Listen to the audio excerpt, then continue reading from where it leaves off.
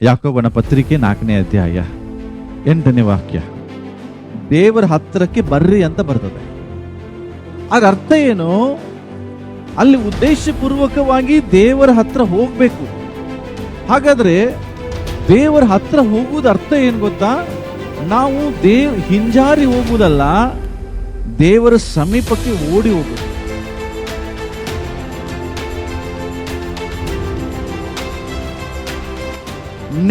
ನಿನ್ನ ಸನ್ನಿಧಾನದಲ್ಲಿ ನನ್ನ ದ್ರೋಹಗಳನ್ನು ಒಪ್ಪಿಕೊಳ್ಳುವಿನ ಅಂದುಕೊಂಡು ನನ್ನ ಪಾಪವನ್ನು ಮರೆ ಮಾಡದೆ. ನಿನ್ನ ಪಾಪವನ್ನ ಮರೆ ಮಾಡ ಅಂದ್ರೆ ಡೋಂಟ್ ಹೈಡ್ ಯುವರ್ ಸಿನ್ಸ್.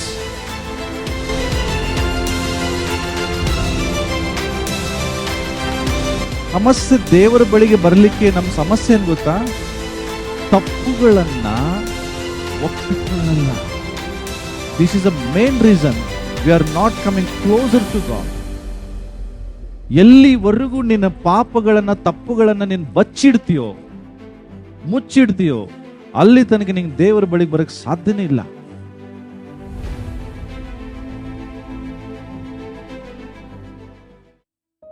ಇಷ್ಟನಾ ದೇವರ ಹತ್ರ ಇರೋದು? ಇಷ್ಟನಾ? ನಾನು ಯಾವಾಗಲೂ ದೇವರ ಹತ್ರದಲ್ಲಿರ್ಬೇಕು, ದೇವರ ಸಮೀಪದಲ್ಲಿರ್ಬೇಕು, ದೇವರ ಜೊತೆಯಲ್ಲಿರ್ಬೇಕು. ಕೆಲವರು ಏನಂತಾರೆ ಗೊತ್ತಾ? ನಾನು ದೇವರ ಹತ್ರನೇ ಇದ್ದೀನಿ. ಯಾಕೆ? ನಾನು ಹಿಂದೆ ಬಹಳ ಪ್ರಾರ್ಥನೆ ಮಾಡಿದೆ. ಕೆಲವರು ಹೇಳ್ತಾರೆ ಅಂತ ದೇವರ ಸಮೀಪದಲ್ಲೇ ಇದ್ದೀನಿ. ಯಾಕೆ? ನಾನು ಹಿಂದೆ ಬಹಳ ಸೇವೆ ಮಾಡಿದೆ. ಹಿಂದೆ ಬಹಳ ಪ್ರಾರ್ಥನೆ ಮಾಡಿದ್ರೆ, ಹಿಂದೆ ಬಹಳ ಸೇವೆ ಮಾಡಿದ್ರೆ ಇವಾಗ ದೇವರ ಹತ್ರ ಇರ್ತೇವಾ? ಇಲ್ಲ. ಯಾಕೆ ಹೇಳ್ರಿ? ನಿನ್ನೆ ಇರುವ ಬೆಂಕಿ ಇವತ್ತು ಬೂದಿಯಾಗಿದೆ. ಅದು ನಾವೇನ್ ಮಾಡ್ತೇವೆ? ನಿನ್ನೆ ಬೆಂಕಿಯನ್ನೇ ಅನುಭವ ಅದನ್ನೇ ನೆನಪಿನಾಗ ಇಟ್ಕೊಂಡು ಇನ್ನೂ ನಾನು ದೇವರಿಗಾಗಿ ಉರಿತಾ ಇದ್ದೇನೆ ಅಂತ ತಿಳ್ಕೊಂಡಿರ್ತೇವೆ. ಬಟ್ ನಿನ್ನೆಯ ಬೆಂಕಿ ಇವತ್ತು ಬೂದಿಯಾಗಿರ್ತದೆ. ನಿನ್ನೆಯ ಮಣ್ಣ ಇವತ್ತು ಏನಾಗಿರ್ತದೆ ಗೊತ್ತಾ ನಿಮ್ಗೆ? ಹುಳ. ಗೊತ್ತಾ? ಎಸ್ಟರ್ಡೇಸ್ ಮಣ್ಣ ಈಸ್ ಟುಡೇಸ್ ವಾರ್ಮ್ಸ್ ಅಂತೆ. ಅಂದ್ರೆ ನಿನ್ನೆಯ ಮಣ್ಣ ಇವತ್ತಿನ ಹುಳ. ನೀವೇನ್ ಮಾಡ್ತಾ ಇದ್ದೀರಿ? ನಿನ್ನೆ ಮಣ್ಣ ತಿಂದು ಖುಷಿಯಾಗಿದ್ದೀರಿ ಇವತ್ತು. ಯಾಕೆ? ನಾನು ನಿನ್ನೆ ಮಣ್ಣ ತಿಂದಿದ್ದೀನಿ. ಅದ್ರ ಅರ್ಥ ಇವತ್ತು ನನಗೆ ಮಣ್ಣದಲ್ಲಿ ಮಣ್ಣ ತಿಂತಿಲ್ಲ, ಹುಳ ತಿಂತಿರ್ತೀಯ. ಅದರ್ಥ ಏನು? ಪ್ರತಿದಿನ ದೇವರೊಟ್ಟಿಗೆ ನಮ್ಮ ಸಂಬಂಧ ಬಹಳ ಪ್ರಾಮುಖ್ಯ. ಪ್ರತಿದಿನ ನಾನು ದೇವರ ಸಮೀಪಕ್ಕೆ ಹೋಗೋದು ಬಹಳ ಇಂಪಾರ್ಟೆಂಟ್. ಅದಕ್ಕೆ ಇವತ್ತಿನ ಸಂದೇಶದ ಶೀರ್ಷಿಕೆ ಕೂಡ ಇದೇ ಇದೆ. ಏನ್ ಗೊತ್ತಾ? ದೇವರ ಸಮೀಪಕ್ಕೆ ಬಾ. ಇವೆಲ್ಲ ಮಾಡುವಾಗ ಯಾರ ಸಮೀಪಕ್ಕೆ ಬರ್ತೀಯ ನೀನು? ಆಟೋಮೆಟಿಕ್ ದೇವರ ಸಮೀಪಕ್ಕೆ ಬರ್ತೀಯ. ಯಾಕೆ ಹೇಳ್ರಿ? ನೀನ್ ಏನ್ ಮಾಡ್ತಿದ್ಯಾ? ನಿನ್ನ ಆತ್ಮಿಕ ಮನುಷ್ಯನನ್ನು ಚೆಕಪ್ ಮಾಡಿಕೊಂಡು ಎವ್ರಿ ಡೇ ಪ್ರಯಾಸ ಪಡ್ತಿದ್ಯಾ ನಾನು ದೇವರ ಸಮೀಪಕ್ಕೆ ಬರ್ಲಿಕ್ಕೆ. ಎವ್ರಿ ಡೇ ಚೆಕಪ್ ಮಾಡ್ಕೊಳ್ತಾ ಇದೀಯಾ? ಪ್ರತಿ ವಾರ ಚೆಕಪ್ ಮಾಡ್ಕೊಳ್ತಿದ್ಯಾ? ಎಸ್, ಇವೆಲ್ಲ ಆತ್ಮಿಕ ಗುರುತುಗಳು. ಇದನ್ನ ನಾನು ಮಾಡ್ಬೇಕು, ಇದನ್ನ ನಾನು ಮಾಡ್ಬೇಕಂತೇಳಿ. ನಾವೆಲ್ಲ ವಾಕ್ಯ ಓದಿಕೊಳ್ಳೋಣ. ಯಾಕೋಬನ ಪತ್ರಿಕೆ 4ನೇ ಅಧ್ಯಾಯ 8ನೇ ವಾಕ್ಯ.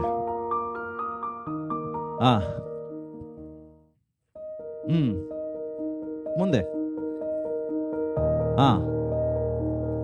ಓಕೆ.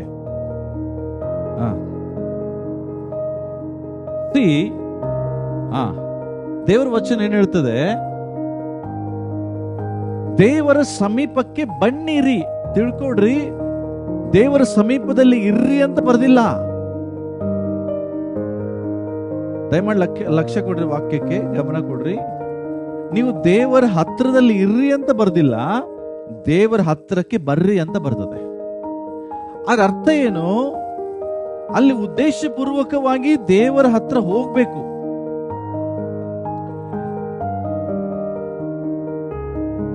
ಹಾಗಾದ್ರೆ ದೇವರ ಹತ್ರ ಹೋಗುವುದು ಅರ್ಥ ಏನು ಗೊತ್ತಾ? ನಾವು ಹಿಂಜಾರಿ ಹೋಗುವುದಲ್ಲ, ದೇವರ ಸಮೀಪಕ್ಕೆ ಓಡಿ ಹೋಗುದು. ತಿಳ್ಕೊಡ್ರಿ, ಇಲ್ಲಿ ದೇವರ ಸಮೀಪಕ್ಕೆ ಹಿಂಜಾರಿ ಬರ್ರಿ ಅಂತ ಬರ್ದಿಲ್ಲ. ಹಿಂಜಾರುವುದ ಅರ್ಥ ಏನು? ದೇವರಿಂದ ದೂರ ಹೋಗುದು. ಅದಕ್ಕೋಸ್ಕರ ಹಾಗಾದ್ರೆ ದೇವರ ಸಮೀಪಕ್ಕೆ ಹೆಂಗೆ ಬರಬೇಕು? ಹಿಂಜಾರುವಿಕೆಯಿಂದ ದೇವರ ಬಳಿಗೆ ಬರುವುದನ್ನು ಕಲೀರಿ. ಅಂದ್ರೆ ನಮ್ಮ ಲೈಫಲ್ಲಿ ಎಷ್ಟು ನಾವು ಹಿಂಜಾರ್ತೇವೋ ಅಷ್ಟು ದೇವರಿಂದ ದೂರ ಹೋಗ್ತೇವೆ. ಆ ಹಿಂಜಾರುವಿಕೆಯಿಂದ ನಮ್ಮನ್ನ ನಾವು ತಡೆ ಹಿಡಿಬೇಕು. ದೇವರ ಹತ್ರ ಬರೋದು ಸುಮ್ಮನೆ ಅಲ್ಲ. ನಾನು ಇವತ್ತು ದೇವರ ಹತ್ರ ಬರ್ತಾ ಇದ್ದೇನೆ ಹೇಳುವುದ್ರಿಂದ ಅಲ್ಲ, ಪ್ರಯಾಸ ಪಡುವುದರಿಂದ. ಯಾಕೆ ಏನ್ ಪ್ರಯಾಸ ಪಡ್ತೀರಿ? ನಿಮ್ಮ ಲೈಫಲ್ಲಿ ಕೆಲವು ಹಿಂಜಾರುವಿಕೆ ಇದೆಯಲ್ಲ, ಅದನ್ನ ತಡೆ ಹಿಡಿರಿ. ಮೊದಲು ನಿಮ್ಮ ಹಿಂಜಾರುವಿಕೆಯನ್ನು ತಡೆ ಹಿಡಿದ್ರೆ ನೀವು ದೇವರ ಹತ್ರ ಬರಕ್ ಸಾಧ್ಯ. ನಿಮಗೆ ಗೊತ್ತಿದೆ ನೀವು ಯಾವ ಭಾಗದಲ್ಲಿ ಜಾರು ಹೋಗ್ತಾ ಇದ್ದೀರಿ. ಮೊದಲು ಅದನ್ನು ಗುರುತಿಸಿದಿರಿ. ಗುರುತಿಸಿದ ನಂತರ ಅದನ್ನ ಮೊದಲು ಅದಕ್ಕೆ ಫುಲ್ ಸ್ಟಾಪ್ ಕೊಡ್ರಿ. ನೀವು ಏನ್ ಮಾಡ್ತಿದ್ದೀರಿ? ಹಿಂಜಾರುವಿಕೆಯನ್ನು ತಡೆ ಹಿಡಿತಾ ಇಲ್ಲ, ಅದನ್ನು ಮಾಡ್ತಾ ದೇವರ ಸಮೀಪಕ್ಕೆ ಬರ್ಲಿಕ್ಕೆ ಪ್ರಯತ್ನ ಪಡ್ತೀರಿ. ನಿಮ್ಮ ಲೈಫಲ್ಲಿ ದೇವರ ಸಮೀಪಕ್ಕೆ ಬರಂಗಿಲ್ಲ. ದೇವರ ಸಮೀಪಕ್ಕೆ ಬರಬೇಕಾದ್ರೆ ಮೊದಲು ಹಿಂಜಾರುವಿಕೆಯನ್ನು ತಡೀರಿ. ಇದನ್ನು ಮಾಡ್ತೆ ದೇವರ ಹತ್ರ ಬರಕ್ ಸಾಧ್ಯ ಇಲ್ಲ. ಅದಕ್ಕಾಗಿ ಈ ಫಿಲಿಪಿಯವರಿಗೆ ಬರೆಯುವಾಗ, ಫಿಲಿಪಿ ಪಟ್ಟಣಕ್ಕೆ ಬರುವಾಗ ಪೌಲನು 3 ವಿಷಯಗಳನ್ನ ಬರೀತಾನೆ. ದೇವರ ಸಮೀಪಕ್ಕೆ ಬರುವುದು ಹೆಂಗೆ? ಫ್ಲೈಟ್ ಅಲ್ಲ. ಬಾ ಅಂದ್ರೆ ಏನ್ ಸೂಚಿಸ್ತದೆ? ಈಗ ಉದಾಹರಣೆಗೆ ಅಲ್ಲಿ ಗೌತಮ್ ಇದ್ದಾನೆ, ನಾನು ಅವನಿಗೆ ಬಾ ಅಂದ್ರೆ ಅವನು ಏನ್ ಮಾಡ್ತಾನೆ? ಮಾತಾಡ್ರಿ ಪ್ರಿಯರೇ, ಅವ ಹೆಂಗೆ ಬರ್ತಾನೆ? ಎದ್ದು ನಡ್ಕೊಂಡು ಬರ್ತಾನೆ. ಅದರ ಅರ್ಥ, ನೀವು ಹಿಂದಿನ ವಚನ ಇನ್ನೊಂದ್ಸರಿ ಓದೋಣ. 4, 8 ಮತ್ತೆ 9.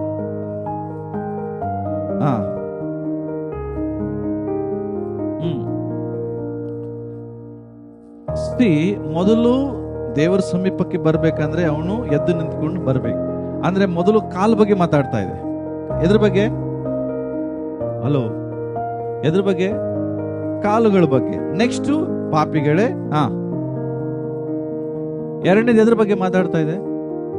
ದೇವರ ಹತ್ರ ಬರಬೇಕಾದ್ರೆ ಏನ್ ಬೇಕು? ಫಸ್ಟ್ ಕಾಲು, ಎರಡನೇದು ಕೈ, ಮತ್ತೆ ಏನ್ ಹೇಳ್ತದೆ?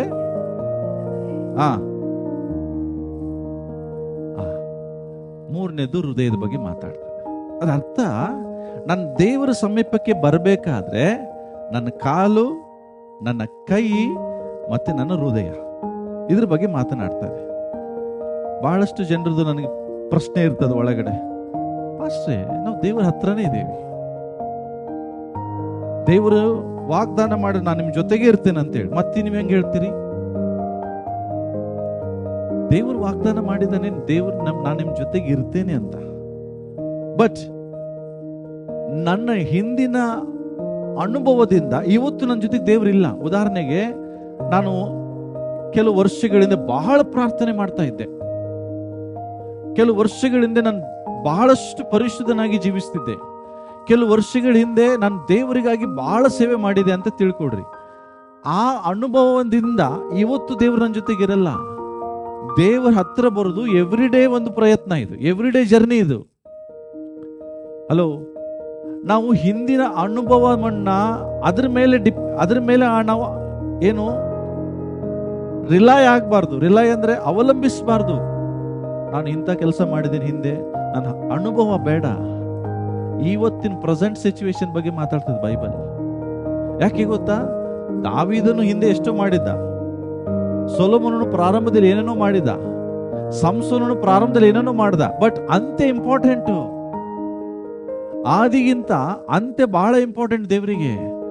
V can start very good, but if you don't finish, ನಾವು ಆರಂಭ ಚೆನ್ನಾಗಿರಬಹುದು, ಆದ್ರೆ ಅಂತ್ಯ ಸರಿ ಇಲ್ಲ ಆದ್ರೆ ನಮ್ಮ ಆರಂಭದಲ್ಲಿ ನಾವು ಮಾಡಿದ ಎಲ್ಲಾ ಕಾರ್ಯಗಳು ವ್ಯರ್ಥ ಆಗ್ತವೆ. ಸೊ ಇಲ್ಲಿ ದೇವರ ವಾಕ್ಯ ಹೇಳ್ತದೆ, ನೀನು ದೇವರ ಸಮೀಪಕ್ಕೆ ಬಾ ಅಂದ್ರೆ ಅರ್ಥ ಏನು? ನೀನು ದೇವರ ಸಮೀಪಕ್ಕೆ ಬರಬೇಕಾದ್ರೆ ಒಂದು ಸ್ಟೆಪ್ ಅನ್ನ ತಗೋ. If you don't take any step, ನೀನ್ ಹಿಂದೆ ಹೋಗ್ತೀಯ. ಹಲೋ, ನೀನ್ ದೇವ್ರ ಸಮೀಪಕ್ಕೆ ಬರ್ಬೇಕಾದ್ರೆ ನೀನು ಒಂದು ಹೆಜ್ಜೆ ಇಡಬೇಕು. ನೀನು ಯಾವ ಹೆಜ್ಜೆ ಇಡ್ಲಿಕ್ಕೆ ಪ್ರಯತ್ನನೇ ಪಡ್ತಾ ಇಲ್ಲ ಅಂದ್ರೆ ನೀನ್ ದೇವರಿಂದ ದೂರ ಉಳಿತಾ ಇದೀಯ, ದೇವರ ಹತ್ರ ಬರ್ತಾ ಇಲ್ಲ. ನನ್ನ ಪ್ರಶ್ನೆ, ನಾನು ನಿಮ್ಗೊಂದು ಚಾರ್ಟ್ ಕೊಟ್ಟಿದೆ. ಯಾಕೆ ಇವೆಲ್ಲ ಮಾಡೋದ್ರಿಂದ ಏನಾಗ್ತದೆ? ನೀವು ಪ್ರತಿದಿನ ದೇವರ ಹತ್ರ ಬರಕ್ ಪ್ರಯತ್ನ ಪಡ್ತಿರ್ತೀರಿ. ಕಳೆದ ವಾರ ಕೊಟ್ಟ ಚಾರ್ಟ್, ಏನಾದ್ರೂ ಸ್ಟೆಪ್ ತಗೊಂಡಿದ್ದೀರಾ? ಯಾವ್ದಾದ್ರು ಹೆಜ್ಜೆ ಇಟ್ಟಿದ್ದೀರಾ? ಯಾವ ಹೆಜ್ಜೆ ನೀವು ಇಡ್ತಾ ಇಲ್ಲ ಅಂದ್ರೆ ನೀವು ದೇವರಿಂದ ದೂರನೇ ಉಳಿತೀರಿ. ದೇವರ ಹತ್ರ ಬರೋದು ಪ್ರತಿದಿನದ ಅನುಭವ ಆಗ್ಬೇಕು.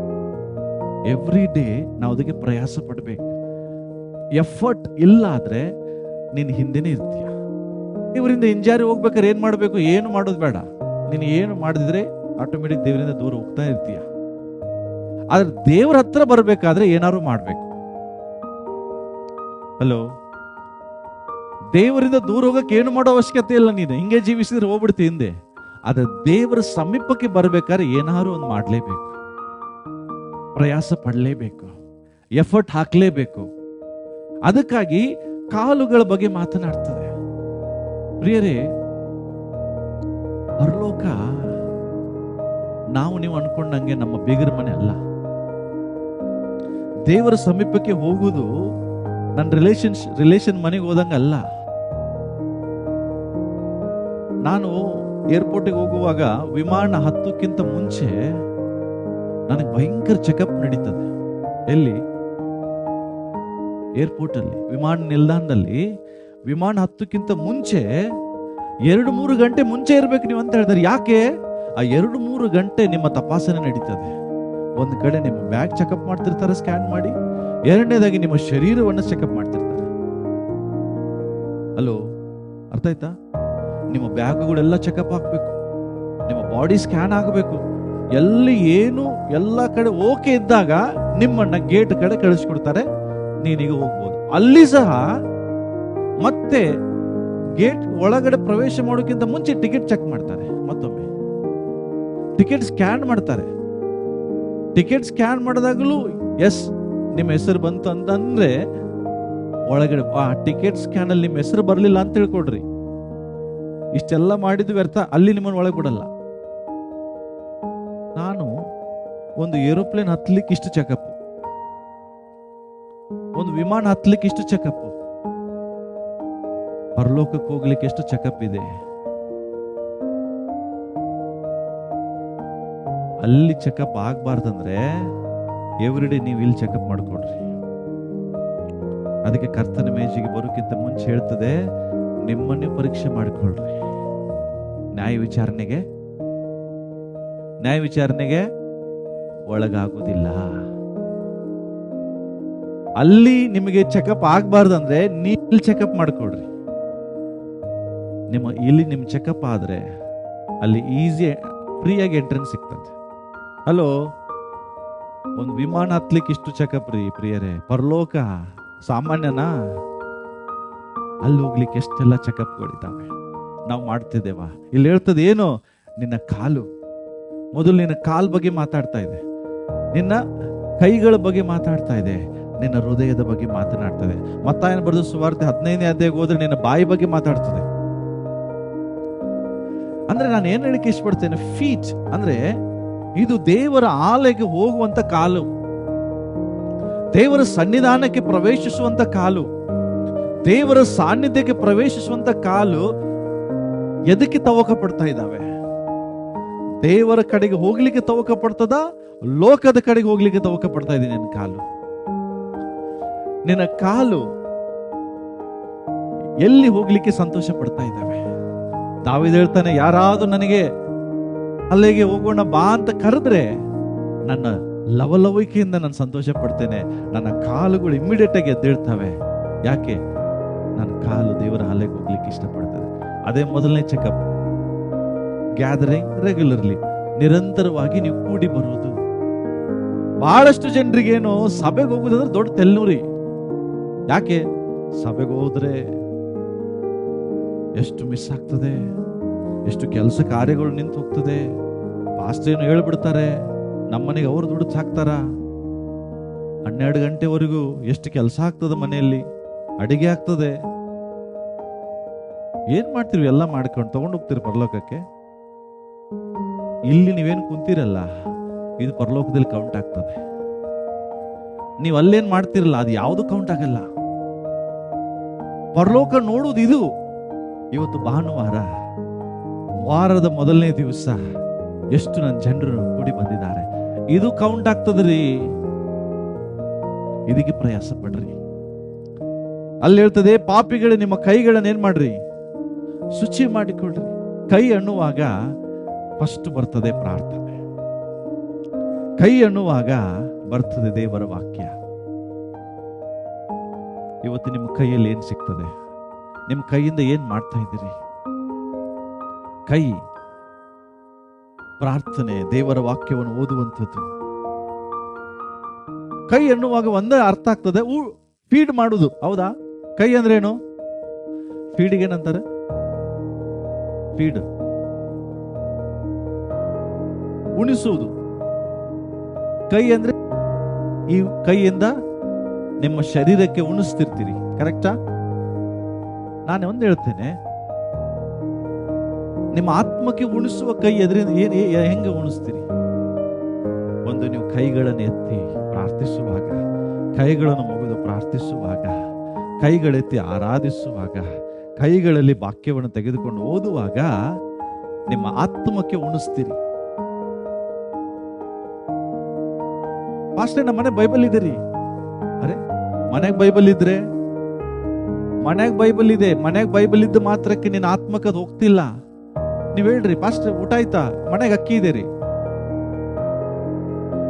ಮನೆಗೆ ಅಕ್ಕಿ ಇದ್ರೆ ಊಟ ಆಯ್ತಾ? ಮಾತಾಡ್ರಿ. ಅಕ್ಕಿ ಇದೆ ಮನೆಗೆ, ಅಕ್ಕಿ ಇದು ಮಾತ್ರ ಉಂಡಂಗಾಯ್ತೇನ್ರಿ? ಇಲ್ಲ. ಆ ಅಕ್ಕಿಯನ್ನ ಬೇಯಿಸಿದ ನಂತರವೇ ಅದು ನನಗೆ ಊಟವಾಗ್ತದೆ. ಮನೇಲಿ ಬೈಬಲ್ ಇದೆ, ಮನೇಲಿ ಬೈಬಲ್ ಇದ್ದ ಮಾತ್ರಕ್ಕೆ ಅದು ನೀನು ಉಂಟ ಇಲ್ಲ. ಅದನ್ನು ತೆಗೆದು ಓದುವಾಗ ಬೇಯಿಸಿದ ಊಟವ ಹೋದಂಗಿರ್ತದೆ. ಮನೆಗೆ ಓಪನೇ ಮಾಡಲ್ಲ ಕೆಲವರು. ಸಂಡೇ ಬೈಬಲ್ ಹುಡುಕ್ತಾರಂತೆ. ಎಲ್ಲಿಟ್ಟಿದ್ದೆ ಓದ್ವಾರ ಸಂಡೇ ಚರ್ಚಿಂದ ಬಂದಿದ್ದು ಎಲ್ಲೋ ಇಟ್ಟು ನೆನಪೇ ಆಗ್ತಿಲ್ಲ. ಕೆಲವರು ಬೈಬಲ್ ಮರ್ತು ಬರ್ತಾರೆ ಸಿಗದೆ ಇರೋದಕ್ಕೆ. ನಾನು ಸತ್ಯ ಹೇಳ್ತಿದ್ದೇನಾ? ಕೆಲವರು ಬರ್ತಾರೆ, ಸಿಗ್ಲಿಲ್ಲ, ಬೈಬಲ್ ಸಿಗ್ಲಿಲ್ಲ ಅಂತ ಕಾರ್ಯ ಕೈಲೇ ಬರೋರು ಇದ್ದಾರೆ. ಅರ್ಥ ಏನು? ಮೊಬೈಲ್ ಬಿಟ್ಟು ಬಂದಿರಿ ಯಾರು? ಮೊಬೈಲ್ ಮಾತ್ರ ಬಿಡುದು, ಏನ್ ಬೇಕಾದ್ರೆ ಮರೀತಾರೆ. ಯಾಕೆ ಹೇಳ್ರಿ? ಇದು ಎಲ್ಲಿ ಇಟ್ಟಿರ್ತಾರೆ? ಇದಕ್ಕೊಂದು ಜಾಗ ಮಾಡಿದ್ದಾರೆ, ಇದಕ್ಕೊಂದು ಪಾಯಿಂಟ್ ಇದೆ, ಇದಕ್ಕೆ ಜಾಗ ಇಲ್ಲ. ಸಂಡೇ ಹೋಗಿದ್ದು ಎಲ್ಲಾದ್ರೂ ಒಂದ್ ಕಡೆ ಇಟ್ರೆ ನೆನಪಾಗೋದು ಮುಂದಿನ ಸಂಡೇ. ನಾನು ಹೇಳ್ತೇನೆ, ಹಿಂಗೆ ನೀನ್ ಮಾಡ್ತಿರುವಾಗ ನಿನ್ನ ಆತ್ಮಿಕ ಮನುಷ್ಯ ಜೀವಂತವಾಗಿದ್ದಾನೋ ನೋಡಿ ಚೆಕಪ್ ಮಾಡ್ಕೊಡ್ರಿ. ಒಂದು ವಾರ ಊಟ ಕೊಟ್ಟಿಲ್ಲ ನೀವು ಅವನಿಗೆ. ನಿಮ್ಮ ಕೈಗಳು ಏನನ್ನು ಬಯಸ್ತಾ ಇದ್ದಾವೆ? ನಿಮ್ಮ ಹೃದಯ ಏನ್ ಬಯಸ್ತಾ ಇದೆ? ಪರೀಕ್ಷೆ ಮಾಡಿಕೊಡ್ರಿ. ಹೃದಯ ಅನ್ನುವಾಗ ನಿಮ್ಮ ಉದ್ದೇಶಗಳು, ನಿಮ್ಮ ಆಸೆಗಳು, ನಿಮ್ಮ ಆಕಾಂಕ್ಷೆಗಳು ಎದಕ್ಕಾಗಿ ಪ್ರಯಾಸ ಪಡ್ತಾ ಇದ್ದೇವೆ? ನೀವು ಎದರ ಬಗ್ಗೆ ಹೆಚ್ಚು ಅಂದ್ರೆ ನಿನ್ನ ಹೃದಯದ ಆಸೆಗಳು ಎದಕ್ಕೆ ಟ್ಯೂನ್ ಮಾಡ್ತಾ ಇದೆ ಎವ್ರಿ ಡೇ? ಲೋಕದ ಕಡೆ ಹೆಚ್ಚು ಹೋಗ್ತಾ ಇದೆಯೋ ದೇವರ ಕಡೆಗೆ ಹೆಚ್ಚು ಹೋಗ್ತಾ ಇದೆ? ನಿಮ್ಮನ್ನು ನೀವು ಪರೀಕ್ಷೆ ಮಾಡ್ಬೇಕು. ನನ್ನ ಕಡೆ ಎಲ್ಲವನ್ನು ಎಕ್ಸ್ಪ್ಲೇನ್ ಮಾಡ್ಲಿಕ್ಕೆ ಸಮಯ ಇಲ್ಲ ಪ್ರಿಯರೇ. ಹಾಗಾದ್ರೆ ದೇವರ ಹತ್ರಕ್ಕೆ ಹೆಂಗೆ ಬರಬೇಕು? ನಾನು ಹಿಂಜಾರಿ ಹೋಗುವುದನ್ನ ನಿಲ್ಲಿಸಬೇಕು, ದೇವರ ಕಡೆಗೆ ಪ್ರಯಾಸ ಪಟ್ಟು ಓಡಿ ಬರ್ಬೇಕು. ಹಲೋ, ಹೆಂಗೆ ಬರ್ಬೇಕ್ರಿ? ಹಿಂಜಾರಿ ಹೋಗುವುದನ್ನ ಮೊದಲು ಫುಲ್ ಸ್ಟಾಪ್ ಹಾಕು. ಯಾವ ವಿಷಯದಲ್ಲಿ ನೀನ್ ಬೀಳ್ತಿದೆಯೋ ನೀನ್ ಗೊತ್ತಿದೆ, ಇವತ್ತು ಅದಕ್ಕೆ ಫುಲ್ ಸ್ಟಾಪ್ ಹಾಕು. ದೇವರಿಗಿಂತ ದೊಡ್ಡದಾದು? ನಿನ್ನ ಆತ್ಮಕ್ಕಿಂತ ದೊಡ್ಡದ? ಯೇಸು ಹೇಳುದು ಒಂದೇ, ನಿನ್ನ ಕೈ ಪಾಪದಲ್ಲಿ ಸಿಕ್ಕಿಸಿದ್ರೆ ಅದನ್ನು ಕೈಯಲ್ಲಿ ಕಟ್ ಮಾಡಿ ಒಂದೇ ಕೈ ಉಳ್ಳವನಾಗಿ ಪರಲೋಕಕ್ಕೆ ಹೋಗುವುದು ಲೇಸು. ನಿನ್ನ ಕಣ್ಣು ಸಿಕ್ಕಿಸಿದ್ರೆ ಒಂದು ಕಣ್ಣನ್ನು ತೆಗೆದು ಒಂದೇ ಕಣ್ಣು ಉಳ್ಳವನಾಗಿ ಪರಲೋಕಕ್ಕೆ ಹೋಗುವುದು ಲೇಸು. ಇಲ್ಲ ಆದ್ರೆ ಇದಕ್ಕೆ ಇವತ್ತು ಫುಲ್ ಸ್ಟಾಪ್ ಹಾಕ್ಲಿಲ್ಲ ಆದ್ರೆ ನಿರಂತರವಾದ ಫುಲ್ ಸ್ಟಾಪ್ ದೇವರು ಹಾಕ್ಬಿಡ್ತಾರೆ. ಸೊ ಪ್ಲೀಸ್ ಎವ್ರಿ ಡೇ ದೇವರ ಹತ್ರ ಬರಕ್ಕೆ ಪ್ರಯಾಸ ಪಡ್ರಿ. ಮೊದಲು ನೀ ಎದರಲ್ಲಿ ಬೀಳ್ತಾ ಇದೆ ಅದಕ್ಕೆ ಇವತ್ತು ಫುಲ್ ಸ್ಟಾಪ್ ಹಾಕ್ರಿ. ನಿನ್ನ ಲಾಭಕ್ಕಾಗಿ, ನಿನ್ನ ಪ್ರಯೋಜನಕ್ಕಾಗಿ ನಾನು ಹೇಳ್ತಾ ಇರೋದು. ಎರಡನೇದಾಗಿ, ದೇವರ ಸಮೀಪಕ್ಕೆ ನಾನು ಹೆಂಗ್ ಹೋಗ್ಬೇಕು ಪಾಸ್ಟ್ರೆ? ಓಕೆ, ಎಲ್ರು ಹೇಳ್ರಿ, ಮೂವ್ ಫ್ರಮ್ ಕನ್ಸೇಲಿಂಗ್ ಟು ಕನ್ಫೆಸ್ಸಿಂಗ್. ಇದೇನ ಪಾಸ್ಟರ್ ಅರ್ಥನೇ ಆಗುದಿಲ್ಲ ನಮಗೆ. ಕರೆಕ್ಟಾಗಿ ಹೇಳ್ರಿ, ಹೇಳ್ತೇನೆ ಕೇಳ್ರಿ. ಕನ್ಸೈಲಿಂಗ್ ಅಂದ್ರೆ ಚಿತ್ರಣ ಕೊಟ್ಟಿದ್ದೀನಿ ನಾನು ನಿಮಗೆ ಇಲ್ಲಿ, ಗೊತ್ತಾ? ಇದೇನು ಗೊತ್ತಾ? ಇದು ಎಲ್ಲೋ ಮನುಷ್ಯ ಇದ್ದಾನೆ, ಇವೇನ್ ಮಾಡಿದ್ದಾನೆ? ಬಚ್ಚಿಟ್ಕೊಂಡಿದ್ದಾನೆ. ಎಲ್ರು ಹೇಳ್ರಿ, ಬಚ್ಚಿಟ್ಟಿಕೊಳ್ಬೇಡ. ಹೇಳ್ರಿ, ಬಚ್ಚಿಟ್ಟಿಕೊಳ್ಬೇಡ, ಅರಿಕೆ ಮಾಡು. ಸಮಸ್ಯೆ ದೇವರ ಬಳಿಗೆ ಬರಲಿಕ್ಕೆ ನಮ್ಮ ಸಮಸ್ಯೆ ಏನ್ ಗೊತ್ತಾ? ತಪ್ಪುಗಳನ್ನ ಒಪ್ಪಿಕೊಳ್ಳಲ್ಲ. This is a main reason we are not coming closer to God. ಎಲ್ಲಿವರೆಗೂ ನಿನ್ನ ಪಾಪಗಳನ್ನ, ತಪ್ಪುಗಳನ್ನ ನೀನು ಬಚ್ಚಿಡ್ತೀಯೋ, ಮುಚ್ಚಿಡ್ತೀಯೋ, ಅಲ್ಲಿ ತನಕ ನಿಂಗೆ ದೇವರ ಬಳಿ ಬರಕ್ ಸಾಧ್ಯನೇ ಇಲ್ಲ. ಕೀರ್ತನೆ ಓದ್ರಿ, 32ನೇ ಕೀರ್ತನೆ ತೆಗಿರಿ ಎಲ್ರು. 3ನೇ ವಚನ, 4ನೇ ವಚನ, 5ನೇ ವಚನ ಓದೋಣ.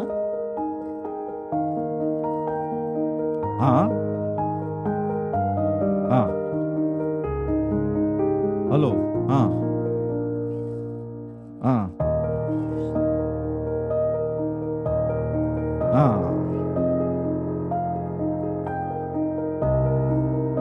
S, hello. ಏನ್ ಹೇಳ್ತದೆ?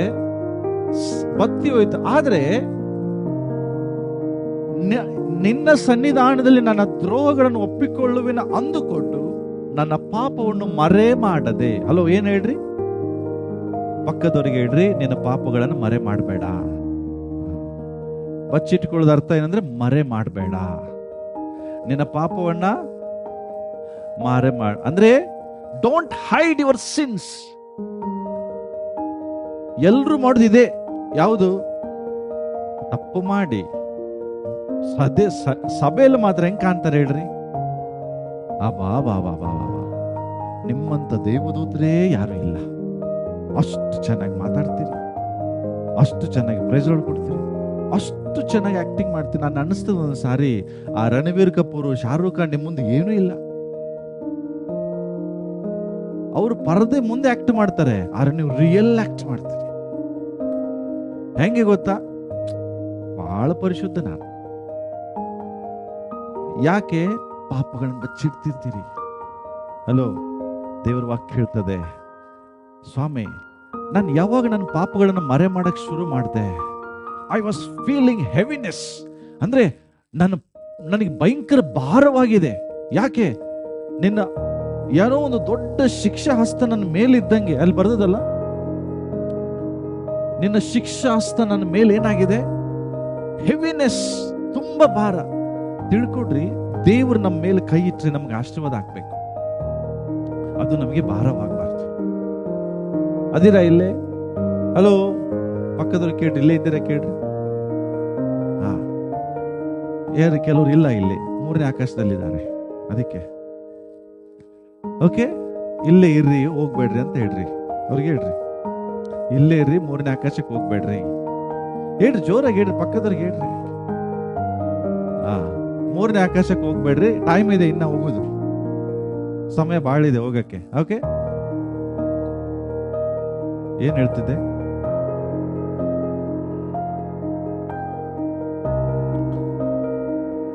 ಅವನು ಹೇಳ್ತಾನೆ, ಸ್ವಾಮಿ, ನಾನು ನನ್ನ ಪಾಪಗಳನ್ನ ಮರೆ ಮಾಡುವಾಗ ನಿನ್ನ ಕೈ ನನಗೆ ಆಶೀರ್ವಾದವಾಗ್ತಿಲ್ಲ, ನಿನ್ನ ಕೈ ನನಗೆ ಏನಾಗ್ತಾ ಇದೆ?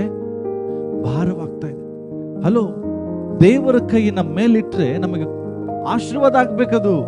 ಅದು ಏನಾಗ್ಬಾರ್ದು? ಭಾರವಾಗ್ಬಾರ್ದು. ಇದು ಅರ್ಥ ಏನು ಗೊತ್ತಾ?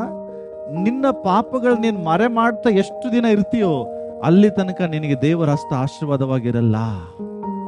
ದೇವರ ಹಸ್ತ ನಿನಗೆ ಶಿಕ್ಷಾಸ್ತವಾಗಿರ್ತದೆ, ನಿನಗೆ ಭಾರವಾಗಿರ್ತದೆ. ಅದಕ್ಕಾಗಿ ಆ ಒಳಗಿರುವ ರಹಸ್ಯವಾದ ಪಾಪಗಳನ್ನು ಒದ್ದು ಹಾಕು, ದೇವರ ಬೆಳಕಿನಲ್ಲದು ಸತ್ತೋಗ್ತದೆ. ಅದೇ ದೇವರ ವಾಕ್ಯ ಹೇಳ್ತದೆ, ನಿನ್ನ ಕತ್ತಲಿರುವ ಪಾಪಗಳನ್ನ ಬೆಳಕಿಗೆ ತಗೊಂಡ. ಅರ್ಥ ಏನು? ಬಹಿರಂಗಪಡಿಸು, ಒಪ್ಪಿಕೋ, ಬಿಟ್ಟು ಬಿಡು, ಅಷ್ಟೇ. ತಿಳ್ಕೊಡ್ರಿ, ಯೋಹಾನ್ ಬರೆದ ಸುವಾರ್ತೆಯಲ್ಲಿ ಪಾಪಗಳನ್ನು ಒಪ್ಪಿಕೊಳ್ಳುವಾಗ ಒಂದೇ ಹೇಳ್ತಾರೆ, ಸ್ವಾಮಿ, ಡೋಂಟ್ ವರಿ, ನಾನೇನು ಖಂಡಿಸುವುದಿಲ್ಲ, ನಾನು ಕ್ಷಮಿಸ್ತೇನೆ. ಎಷ್ಟು ಈಸಿ ಇದೆಯಲ್ಲ. ನಿನ್ನ ಪಾಪಗಳು ಕಡು ಕೆಂಪಾಗಿದ್ರು ನಾನು ಅವುಗಳನ್ನು ಹಿಮದಂತೆ ಯಾವಾಗ ದೇವರು ಬೆಳ್ಳಗೆ ಮಾಡ್ತಾರೆ? ನೀನು ಯಾವಾಗ ಒಪ್ಪಿಕೊಳ್ತೀಯೋ ಅದೇ ಬರ್ತದೆ. ನನ್ನ ದೋಷಗಳನ್ನು ಮರೆ ಮಾಡದೆ ನಿನಗೆ ತಿಳಿಸಿದೆನು, ನೀನು ನನ್ನ ಪಾಪಗಳ ಅಪರಾಧಗಳನ್ನ ಪರಿಹರಿಸಿಬಿಟ್ಟಿ. ಪ್ಲೀಸ್, ಹಲೋ, ದೇವರ ಹತ್ರ ಬರ್ಲಿಕ್ಕೆ ಇದೊಂದು ಸೀಕ್ರೆಟ್. ಏನ್ ಗೊತ್ತಾ? ಎಲ್ಲರೂ ತಪ್ಪು ಮಾಡ್ತಾರೆ, ನಾನು ಮಾಡುದಿಲ್ಲ ಅಂತ ಹೇಳ್ತಿಲ್ಲ. No one is perfect, only God. ದೇವರು ಬಿಟ್ಟು ಯಾರು ಪರಿಪೂರ್ಣರಲ್ಲ. ಅದರ್ಥ ನೀನ್ ಪಾಪದಲ್ಲೇ ಸಾಯುದಲ್ಲ. Yes, I did a mistake, but ದೇವರು ಇವತ್ತು ನಾನು ಅದನ್ನು ಒಪ್ಕೊಳ್ತೇನೆ ಸ್ವಾಮಿ, ನಿನ್ನ ಮುಂದೆ ಒಪ್ಕೊಳ್ತೇನೆ. ಈ ವಿಷಯದಲ್ಲಿ ನನಗೆ ಜಯ ಕೊಡು ಸ್ವಾಮಿ. ನಿನಗಿಂತ ಹೆಚ್ಚು ನಾನು ಯಾರನ್ನು ಪ್ರೀತಿಸಬಾರ್ದು. ಬಟ್ ನೀವು ಏನ್ ಮಾಡ್ತೀರಿ? ಹೇಳ್ತೀರಿ ದೇವರಿಗಿಂತ ಹೆಚ್ಚು ಪಾಪವನ್ನು ಪ್ರೀತಿಸ್ತೀರಿ. ದೇವರ ಹತ್ರ ಬರ್ಬೇಕಾದ್ರೆ ಪಾಪಗಳನ್ನ ಮರೆ ಮಾಚದೆ ಒಪ್ಪಿಕೊಳ್ರಿ, ದೇವ್ರ ಮುಂದೆ ಒಪ್ಪಿಕೊಳ್ರಿ. ಇಲ್ಲ ಅಂದ್ರೆ ಏನಾಗ್ತದೆ ಗೊತ್ತಾ? ಈ ರೀತಿಯಾದ ನಿಮ್ ಲೈಫ್ ಇರ್ತದೆ. ಈ ರೀತಿಯಾದ ಲೈಫ್ ಬೇಕಾ ಇದು? ದೇವರ ಸನ್ನಿಧಾನದಲ್ಲಿ ಇದ್ಕೊಂಡು ಹಿಂಗಿರ್ತೀರಿ ನೀವು. ಹೆಂಗೆ? ಕಟ್ಟಲ್ಪಟ್ಟವನಾಗೆ. ದೇವರ ಅತಿಯಾದ ಹೆವಿ ಭಾರವಾದ ಕೈಗಳು ನಿನ್ ಮೇಲೆ ಇರ್ತದೆ. ಇದು ನಿಂಗೆ ಬೇಡ. ದೇವರು ಇದನ್ನಾಗ್ಲಿಕ್ಕೆ ಇಷ್ಟಪಡ್ತಾನೆ, ಕ್ಷಮೆ ಮತ್ತೆ ನಿನ್ನನ್ನು ಸ್ವೀಕರಿಸುವಂಥದ್ದು. ನೀನು ಒಪ್ಪಿಕೊಳ್ಳದಿದ್ರೆ ನಿನ್ನ ಸ್ಥಿತಿ ಇದೆ. ಯಾವುದು? ಹಗಲಿರುಳು ನಿನ್ನ ಮೂಳೆಗಳ ಮೇಲೆ ಭಾರ, ನಿನ್ನ ಎಲುಬುಗಳು ಸವಿದು ಹೋಗ್ತದೆ. ತಿಳ್ಕೊಡ್ರಿ, ನಿಮ್ಮ ಪಾಪದ ಸ್ವಭಾವಗಳಿಂದ ನಿನ್ನ ಮೂಳೆಗಳು ಕುಂದಿ ಹೋಗ್ತದೆ, ನಿನ್ನ ಮನಸ್ಸು ಬೇಸರವಾಗ್ತದೆ, ನಿನಗೆ ಕಣ್ಣೀರೇ ಹಗಲಿರುಳು ಆಗಿರ್ತದೆ. ನಿನ್ನ ಮೇಲೆ ನಾವು ನೋಡ್ತೇವೆ ಭಯಂಕರ ಭಾರವಾದ ಕರಗಳು ಇರುವಂತ ಅನುಭವ ನಿನಗಾಗ್ತದೆ. ಯಾವಾಗ? ನಿನ್ನ ಪಾಪಗಳನ್ನ ನೀನು ಒಪ್ಕೊಳ್ಳದೆ ಇರುವಾಗ. ಪ್ಲೀಸ್, ದೇವರ ಮುಂದೆ ಪಾಪಗಳನ್ನ ಮರೆ ಮಾಡಬೇಡ್ರಿ, ಪಾಪಗಳನ್ನು ಒಪ್ಕೊಳ್ರಿ. ದೆನ್ ಫೈನಲ್ ಆಗಿ ನಾನು ಹೇಳಿ ಮುಗಿಸ್ತೇನೆ. ಸೊ ಯಾವಾಗ ತಿಳ್ಕೊಡ್ರಿ, ಪಾಪಗಳನ್ನು ಒಪ್ಪಿಕೊಳ್ತೀರಿ, ಕ್ಷಮೆಯನ್ನು ಕೇಳ್ತೀರಿ, ನಂತರವೂ ನೀವೊಂದು ಸಮಸ್ಯೆಯಲ್ಲಿ ಸಿಕ್ಕಾಕೊಳ್ತೀರಿ. ಯಾವ ಸಮಸ್ಯೆ ಅಂದ್ರೆ, ಹೇಗೂ ನಿನ್ ದೇವರ ಹತ್ರ ಬರಬಾರದು ಅನ್ನೋದು ಸೈತಾನ ಉದ್ದೇಶ. ಆದ್ರೆ ದೇವರು ನಿಮ್ಮ ಕರ ಹಿಡಿದು ಕರೀತಿದ್ದಾನೆ, ಎಲೆ ಕಷ್ಟಪಡೋರೆ ನನ್ನ ಬಳಿಗೆ ಬರ್ರಿ. ಆದ್ರೆ ಸೈತಾನನು ದೇವರ ಬಳಿಗೆ ಹೋಗ್ಲಿಕ್ಕೆ ನಿಮ್ಮನ್ನು ಬಿಡ್ತಾ ಇಲ್ಲ. ಕಾರಣ ಏನು? ನೀವು ಪಾಪಗಳನ್ನು ಒಪ್ಕೊಂಡ್ರು ಒಂದು ನಿಮಗೆ ಕಾಡ್ತಿರ್ತದೆ. ಅದಕ್ಕೆ ನಾವೇನಂತ ಕರಿತೇವೆ ಅಂದ್ರೆ, ಇದು ಗಿಲ್ಟ್ ಏನಂತಾರೆ? ಅಪರಾಧ ಭಾವನೆ. ನಿಮ್ಮ ವಿಷಯದಲ್ಲಿ ನಿಮಗೆ ಬೇಸರದ ಭಾವನೆ. ಅರ್ಥ ಆಗ್ಲಿಲ್ಲಲ್ಲ? ನಾನು ಹೇಳ್ತೇನೆ ನೋಡ್ರಿ. ಪಾಸ್ಟರ್, ನಾನು ಪಾಪಗಳನ್ನು ಒಪ್ಪಿಕೊಂಡ ನಂತರವೂ ನನ್ನ ಒಳಗಡೆ ಒಂದು ಕಾಡ್ತದೆ. ಏನು ಗೊತ್ತಾ? ನಾನು ಸರಿ ಇಲ್ಲ. ಏನು? ನಾನು ಸರಿ ಇಲ್ಲ, ನಾನು ಪಾಪಿ. ಯಾವಾಗ ಒಪ್ಪಿಕೊಂಡ ನಂತರವೂ ಸಹ ನಿಮಗೆ ಒಂದು ಗಿಲ್ಟ್ ಕಾಡ್ತದೆ. ಬಟ್ ಇವತ್ತು ದೇವರ ವಾಕ್ಯ ಹೇಳ್ತದೆ, ಆ ಗಿಲ್ಟಿನಿಂದ ಹೊರಗಡೆ ಬಂದು ಗ್ರೇಸ್ ಹತ್ರ ಬಾ. ಅಪರಾಧ ಭಾವನೆಯಿಂದ ಬಂದು ಹೊರಗಡೆ ಬಂದು ದೇವರ ಕೃಪೆ ಕಡೆಗೆ ನಿನ್ ಬಾ. ಅಂದ್ರೆ ಅರ್ಥ ಮಾಡ್ಕೊಳ್ರಿ. ಯೋಹಾನ ಬರೆದ ಸುವಾರ್ತೆ 8ನೇ ಅಧ್ಯಾಯದಲ್ಲಿ 11ನೇ ವಚನದಲ್ಲಿ ಒಂದು ವಚನ ಓದ್ರಿ. ಏನ್ ಹೇಳ್ರಿ?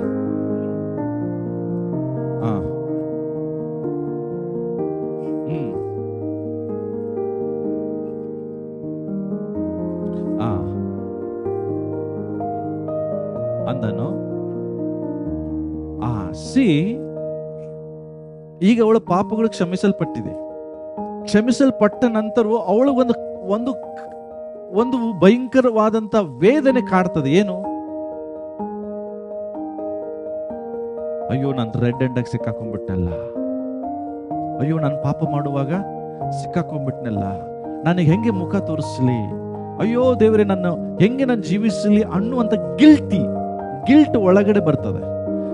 ಆ ಸಮಯದಲ್ಲಿ ದೇವರ ಕೃಪೆ ಅವರಿಗೆ ದೊರಕ್ತಾ ಇದೆ. ಏನಂತೇಳಿ? ಅಮ್ಮ, ವ್ಯಭಿಚಾರಿ ಅನ್ಲಿಲ್ಲ, ಪಾಪಿ ಅಂತ ಹೇಳ್ತಾ ಇಲ್ಲ. ತಿಳ್ಕೊಳ್ರಿ, ಸೈತಾನನು ಅಪರಾಧ ಭಾವನೆ ತಂದಾಕ್ತಾನೆ, ನೀನು ವ್ಯಭಿಚಾರಿ. ಆದ್ರೆ ದೇವರು ನಮಗೆ ಕೃಪೆಯ ಭಾವನೆಯನ್ನು ತಗೊಂಡ್ಬರ್ತಾನೆ. ಅಮ್ಮ, ಸಹೋದರ, ಸಹೋದರಿ. ಅರ್ಥ ಏನು? ಸೈತಾನ್ ನಮ್ಮ ಮೇಲೆ ಯಾವಾಗಲೂ ಗಿಲ್ಟ್ ಅನ್ನು ತಂದು ಹಾಕ್ತಾನೆ. ಅಪರಾಧ ಭಾವನೆ ತಂದಾಕ್ತಾನೆ. ನೀನು ತಪ್ಪು ಮಾಡಿದ್ಯಾ, ನೀನು ಪಾಪಿ, ನೀನು ಸರಿ ಇಲ್ಲ, ಇದೇ ತಗೊಂಡ್ಬರ್ತಾನೆ. ನೀನ್ ಇದರಿಂದ ಆಚೆ ಬರ್ಬೇಕು. ಎಸ್, ತಪ್ಪು ಮಾಡಿದೀವಿ, ತಪ್ಪು ಮಾಡಿದ ಮೇಲೆ ದೇವ್ರ ಮುಂದೆ ಕ್ಷಮಾಪಣೆ ಕೇಳಿದ ನಂತರವೂ ನಮ್ಮ ಒಳಗಡೆ ಇನ್ನೊಂದು ಬರ್ತದೆ, ಅದು ಅಪರಾಧ ಭಾವನೆ. ದೇವರು ಇವತ್ತು ನಿಮ್ಗೆ ಹೇಳ್ತಾ ಇದ್ದಾರೆ, ಎಲ್ಲಿವರೆಗೂ ನೀನು ಅಪರಾಧ ಭಾವನೆಯಲ್ಲಿ ಇರ್ತೀಯೋ ಅಲ್ಲಿ ತನಕ ನೀನು ದೇವ್ರ ಹತ್ರ ಬರಕ್ಕೆ ನಿಂಗೆ ಸಾಧ್ಯ ಇಲ್ಲ. ನಿಮಗೆ ಗೊತ್ತಾ, ಇಸ್ಕರಿಯೋತ ಯೂದ ತಪ್ಪು ಮಾಡ್ದ, ಕರ್ತನಾದ ಯೇಸು ಕ್ರಿಸ್ತನನ್ನ ಹಿಡಿದುಕೊಟ್ಟ. 30 ನಾಣ್ಯಗಳಿಗಾಗಿ, ಹಣದ ಆಸೆಗಳಿಗಾಗಿ ಒಪ್ಪಿಸಿಕೊಟ್ಟ. ಆದರೆ ಯೇಸುವನ್ನ ಹಿಡಿದುಕೊಟ್ಟ ನಂತರ ಅವನ ಒಳಗಡೆ ಒಂದು ಪಶ್ಚಾತ್ತಾಪ ಉಂಟಾಯ್ತು. ಅಯ್ಯೋ, ನಾನು ನನ್ನ ರಕ್ಷಕನನ್ನ ಹಿಡಿದುಕೊಟ್ನಲ್ಲ ಎಂಬ ಒಂದು ಒಳಗಡೆ ಅವನಿಗೆ ರಿಪೆಂಟೆನ್ಸ್ ಆಗಿ ತನ್ನ ತಪ್ಪುಗಳನ್ನು ಹೋಗಿ ಒಪ್ಪಿಕೊಂಡ. ಯಾರ ಮುಂದೆ? ಫರಿಸಾಯರಿಗೆ ಹೋಗಿ ಹೇಳ್ತಾನೆ, ನಿಮ್ಮ ಹಣ ನಿಮಗೆ. ಅವನು ಅದನ್ನ ಇಟ್ಟುಕೊಂಡು ಅವನು ಮನೆ ಮಾಡ್ಲಿಲ್ಲ, ಹೊಲ ಖರೀದಿ ಮಾಡ್ಲಿಲ್ಲ. ಆ ಹಣ ಏನ್ ಮಾಡ್ದವನು? ಏನ್ ಮಾಡ್ದ? ಯಾರ ಕಡೆ ಇಸ್ಕೊಂಡಿದ್ದಲ್ಲ ಅವ್ರಿಗೋಗಿ ಬಿಸಾಕಿದವ. ಈ ಹಣದಿಂದ ನನ್ನ ರಕ್ಷಕರನ್ನ ಹಿಡಿದುಕೊಟ್ಟೆ. ಆದ್ರೂ ಕೂಡ ಅವನು ರಕ್ಷಣೆ ಹೊಂದಲಿಲ್ಲ, ಅವನು ಸತ್ತ, ಸುಸೈಡ್ ಮಾಡಿಕೊಂಡ. ಯಾಕೆ? ಮಾತಾಡ್ರಿ. ಗಿಲ್ಟ್, ಅದೇ ಅಪರಾಧ ಭಾವನೆ. ಆ ಗಿಲ್ಟಿನೆಸ್ ಅವನಲ್ಲಿ ಇರುವುದರಿಂದ ಅವನು ಹೆಂಗೆ ಮುಖ ತೋರಿಸ್ಲಿ ಶಿಷ್ಯರಿಗೆ? ನನ್ನ ರಕ್ಷಕನನ್ನು ಹಿಡಿದುಕೊಟ್ಟೆ ಅನ್ನುವಂತ ಆ ಅಪರಾಧ ಭಾವನೆ ಅವನಲ್ಲಿತ್ತು. ಅವನು ಶಿಷ್ಯರಿಗೆ ಮುಖ ತೋರ್ಸಕ್ ಆಗ್ತಿಲ್ಲ. ಅವನೇನ್ ಮಾಡ್ದ? ತಪ್ಪು ನಿರ್ಧಾರ ತಗೊಂಡ, ತನ್ನನ್ನು ತಾನು ಸುಸೈಡ್ ಮಾಡ್ಕೊಂಡ, ಉರುಳು ಹಾಕೊಂಡು ಸತ್ತೋದ. ಇವತ್ತು ಇದೇ ಗಿಲ್ಟಿನೆಸ್ ನಿಂದ ಜನರು ಸಾಯ್ತಾರೆ. ಅಯ್ಯೋ, ನಾನು ಸಿಕ್ಕಾಕೊಂಡ್ಬಿಟ್ನಲ್ಲ ಸ್ವಾಮಿ, ನಾನು ಹೆಂಗೆ ಮುಖ ತೋರಿಸ್ಲಿ? ಹಲೋ, ನೀನು ಆ ಒಂದು ಗಿಲ್ಟಿನಿಂದ ದೇವರ ಕೃಪೆ ಕಡೆಗೆ ಬಾ. ಯಾಕೆ ಗೊತ್ತಾ? ದೇವರ ಕೃಪೆ ನಿಮ್ಮನ್ನು ರಕ್ಷಿಸ್ತದೆ. ನಾವು ಆತನ ಕೃಪೆಯಿಂದ ರಕ್ಷಣೆ ಹೊಂದಿದ್ದೇವೆ. ಆ ಕೃಪೆಯನ್ನು ದೇವರು ನಮ್ಮ ಮೇಲೆ ಅಪಾರವಾಗಿ ಸುರಿಸಿದ್ದಾನೆ. ಸೊ ಇವತ್ತು ಕೂಡ ದೇವರ ಮೇಲೆ ಕರೀತದೆ, ಎಸ್, ನೀನು ತಪ್ಪು ಮಾಡಿದೀಯಾ, ಡೋಂಟ್ ವರಿ, ನಾನು ಈಗಲೂ ನಿನ್ನನ್ನು ಸ್ವೀಕರಿಸ್ತೇನೆ. ಮಗಳಾಗಿ, ಮಗನಾಗಿ ನಿನ್ನ ನಾನು ಸ್ವೀಕರಿಸ್ಲಿಕ್ಕೆ ರೆಡಿ ಇದ್ದೇನೆ. ನೀನು ದೇವರ ಕೃಪೆ ಅಡಿಯಲ್ಲಿ ಬಾ. ಅಪರಾಧದ ಅಡಿಯಲ್ಲಿ ಹೋಗ್ಬೇಡ, ಅಪರಾಧ ಭಾವನೆಗೆ ಹೋಗ್ಬೇಡ್ರಿ. ಗಿಲ್ಟಿನೆಸ್ ನಿಮ್ಮನ್ನ ಕಂಡೆಮ್ ಮಾಡ್ತದೆ, ಆದ್ರೆ ದೇವರ ಕೃಪೆ ನಿಮ್ಮನ್ನ ಪ್ರೀತಿಸ್ತದೆ. ಅದಕ್ಕೆ ಸ್ವಾಮಿ ಹೇಳ್ತಾರೆ, ಯಾರು ನಿನಗೆ ಶಿಕ್ಷಿಸ್ಲಿಲ್ವಾ? ಅವಾಗ ಹೇಳ್ತಾಳೆ, ಸ್ವಾಮಿ, ಯಾರು ನನ್ನನ್ನ ಶಿಕ್ಷಿಸಲಿಲ್ಲ. ಅವಾಗ ಸ್ವಾಮಿ ಹೇಳ್ತಾರೆ, ನಾನು ಕೂಡ ನಿನ್ನನ್ನ ಶಿಕ್ಷಿಸುವುದಿಲ್ಲ, ನಾನು ಕೂಡ ನಿನ್ನ ಶಿಕ್ಷಿಸುವುದಿಲ್ಲ. ಹೋಗು, ಆರೇನ್ ಮಾಡ್ಬೇಡ, ಇನ್ ಮುಂದೆ ಮತ್ತೆ ಪಾಪ ಮಾಡಬೇಡ. ತಿಳ್ಕೊಡ್ರಿ, ಅವಳು ಸಂತೋಷವಾಗಿ ಹೋದ್ಲು, ಕರ್ತನ ಸೇವೆ ಮಾಡಿದ್ಲು. ನಾವು ನೋಡ್ತೇವೆ, ಆ ಮರಿಯಳು, ಯೇಸುವಿನ ಸೇವೆ ಮಾಡುವ ಮರಿಯಳ ಲಿಸ್ಟ್ ಅಲ್ಲಿ ಇವಳು ಬಂದ್ಲು, ಕರ್ತನ ಸೇವೆಗೆ ಆದ್ಲು. ಅವಳು ಅದೇ ಗಿಲ್ಟಿಲೆಸ್ ಅಲ್ಲಿ ಜೀವಿಸಲಿಲ್ಲ. ಆದ್ರೆ ಇಸ್ಕರಿಯೋತ ಯೂದ ತನ್ನ ಜೀವನ ನಾಶ ಮಾಡಿಕೊಂಡ. ಕಾರಣ ಒಂದೇ, ಆ ಗಿಲ್ಟಿ ಒಳಗಿತ್ತು, ಅಪರಾಧ ಭಾವನೆ ಒಳಗಡೆ ಇತ್ತು. ಪೇತ್ರನು ಮಿಸ್ಟೇಕ್ ಮಾಡ್ದ. ಪೇತ್ರ ನನಗೆ ಯಾರು ಯೇಸು ಅಂತ ಗೊತ್ತೇ ಇಲ್ಲ ಅಂದ. ಆದರೆ ಅವನು ಕೃಪೆ ಅಡಿಯಲ್ಲಿ ಹೋದ. ರಕ್ಷಕನ ಕಡೆ ಹೋಗಿ ಕ್ಷಮಾಪಣೆ ಕೇಳ್ದ. ಈತನು ಮನುಷ್ಯರ ಕಡೆ ಹೋಗಿ ಕ್ಷಮಾಪಣೆ ಕೇಳ್ದ. ಬಹಿರಂಗವಾಗಿ ತನ್ನ ತಪ್ಪನ್ನು ಒಪ್ಕೊಂಡ. ಆದ್ರೂ ಸಹ ದೇವರ ಬಳಿಯಲ್ಲಿ ಬರಲಿಲ್ಲ. ಆ ಅಪರಾಧ ಭಾವನೆ ಅವನಲ್ಲಿತ್ತು. ಪ್ರಿಯರೇ, ನೀವೆಲ್ಲರೂ ತಪ್ಪು ಮಾಡಿದ್ರು ಕೂಡ ಇವತ್ತು ದೇವರು ನಿಮಗೆ ಕೃಪೆ ತೋರಿಸ್ಲಿಕ್ಕೆ ರೆಡಿ ಇದ್ದಾನೆ. ನಿಮ್ಮನ್ನು ದೇವರು ತನ್ನ ಕೃಪೆ ಕಡೆಗೆ ಕರೀತಿದ್ದಾನೆ. ನೀನು ಇವತ್ತು ಮತ್ತೆ ತಿರುಗಿ ಬರುವುದಾದ್ರೆ, ನಿನ್ನನ್ನು ಮತ್ತೆ ಅಮ್ಮ, ಮಗಳೇ, ಮಗನೇ, ನಾನು ನಿನ್ನ ಜೊತೆಗಿದ್ದೇನೆ, ಕರೆ ಹಿಡಿದು ನಿಮ್ಮನ್ನು ಕರೀತಿದ್ದಾರೆ. ಸೊ ದಯಮಾಡಿ ನೀವು ದೇವರ ಸಮೀಪಕ್ಕೆ ಬರಬೇಕಾದ್ರೆ ಹಿಂಜಾರುವಿಕೆಯನ್ನು ಸ್ಟಾಪ್ ಮಾಡ್ರಿ. ಪ್ರಯಾಸದಿಂದ ದೇವರ ಬಳಿಗೆ ಬರ್ರಿ. ಎರಡನೇದಾಗಿ, ನಿಮ್ಮ ಪಾಪಗಳನ್ನು ಮರೆ ಮಾಡಬೇಡ್ರಿ. ನಿಮ್ಮ ಪಾಪಗಳನ್ನು ಒಪ್ಕೊಳ್ರಿ.